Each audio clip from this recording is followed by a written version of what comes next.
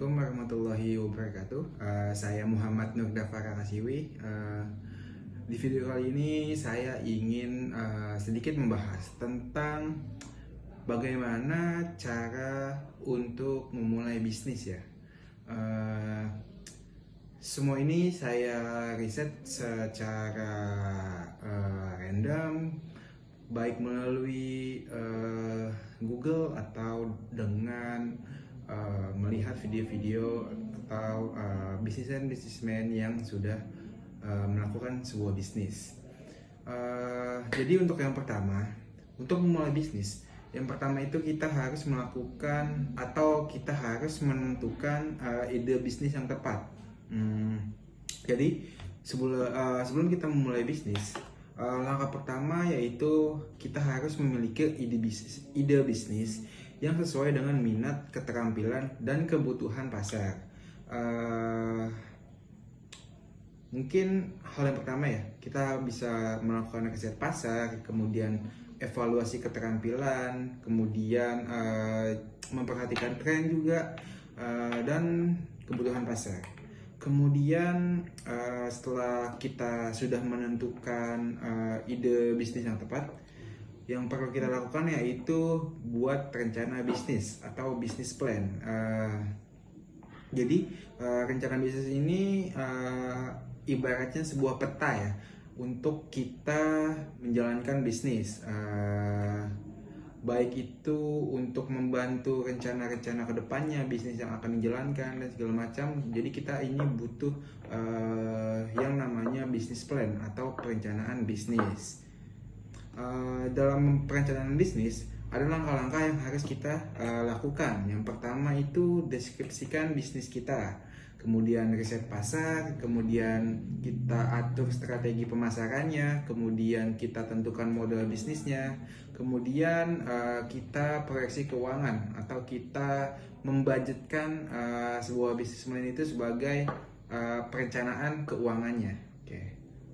Kemudian setelah melakukan bisnis plan, yang harus kita lakukan yaitu legalitas, tentukan legalitas dan struktur bisnis. Kemudian setelah kita menentukan legalitas dan struktur bisnis, yang perlu kita lakukan yaitu siapkan modal usaha. Tentu bisnis itu memerlukan modal yang lumayan ya. Entah itu bisnis, apapun yang bisnis yang dijalankan, tentunya kita perlu modal. Nah, cara untuk mendapatkan modal bisnis atau modal usaha, kita bisa mendapatkan dari tabungan pribadi, atau mungkin pinjaman ke bank, atau mungkin ada yang namanya crowdfunding, atau bisa disebut dengan mengumpulkan dana dari orang-orang yang tertarik dengan bisnis kita atau bisnis Anda. Kemudian kita bisa mencari investor. Mencari investor adalah salah satu jalan untuk kita mendapatkan modal usaha. Kemudian kita bisa dapatkan dari pinjaman, entah dari itu keluarga atau teman yang mendukung bisnis kita.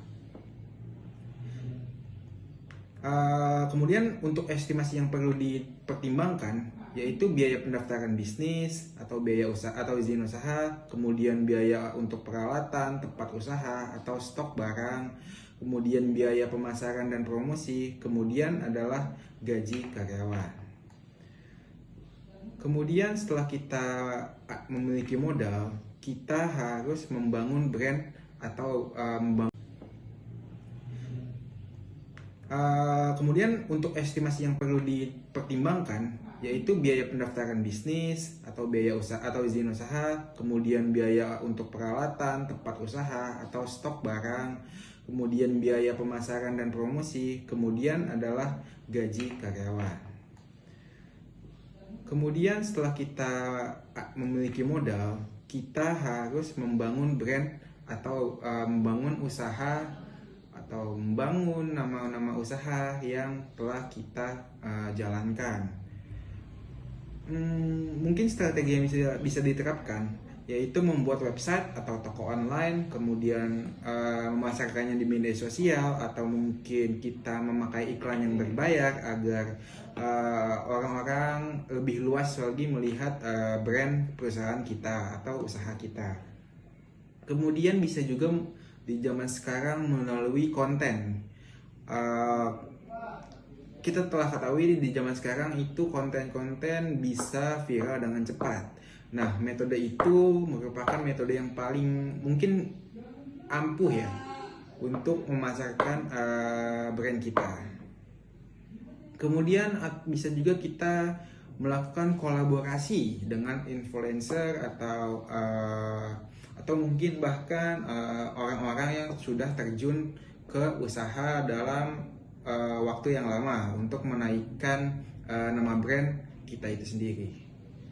Kemudian setelah itu berjalan, yang harus kita lakukan yaitu memanage pengelolaan uang dengan baik.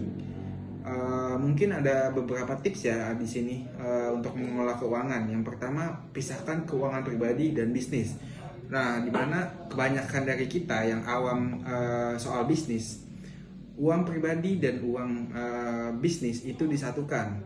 Nah, hal-hal seperti ini yang bisa menghancurkan atau merusak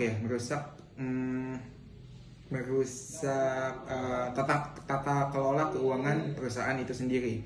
Kemudian kita bisa buat anggaran keuangan.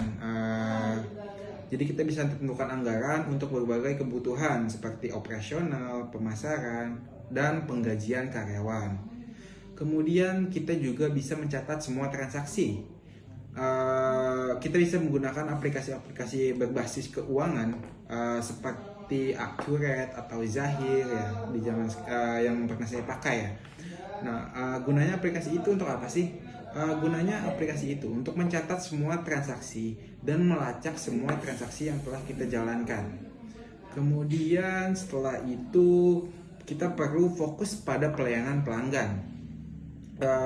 Mungkin cara-cara yang bisa kita lakukan untuk fokus pada pelayanan pelanggan yaitu respon cepat, kemudian beri pengalaman yang menyenangkan kepada pelanggan, kemudian berikan layanan jurnal jual kepada pelanggan. Kemudian setelah itu kita evaluasi.